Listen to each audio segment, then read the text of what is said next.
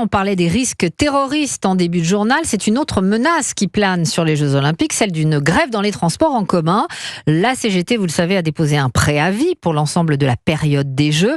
Un chantage inacceptable pour les sénateurs centristes qui, justement, défendent aujourd'hui une proposition de loi pour encadrer le droit de grève, Alexis de la Fontaine. Oui Hélène, c'est la grève de trop pour Hervé Marseille, le président des sénateurs centristes. Nos concitoyens n'en peuvent plus. Depuis 1947, pas une seule année ne s'est écoulée sans une grève nationale à la SNCF. Une situation dans laquelle une poignée d'individus peut paralyser tout un pays pour défendre des privilèges catégoriels n'est pas une situation équilibrée. Hervé Marseille propose donc de sanctuariser 30 jours par an sans grève dans les transports en commun, dont 7 consécutifs au maximum, uniquement lors de certaines périodes comme les vacances scolaires, les jours fériés ou lors d'événements exceptionnels tels que les Jeux Olympiques. Cette réforme devrait être adoptée dans la soirée malgré l'opposition du gouvernement qui refuse de jeter de l'huile sur le feu juste avant les JO. Écoutez le ministre des Transports, Patrice Vergrit. Personne n'a à gagner à l'inflexibilité d'un côté, à l'escalade de l'autre. Le gouvernement souhaite temporiser les débats et surtout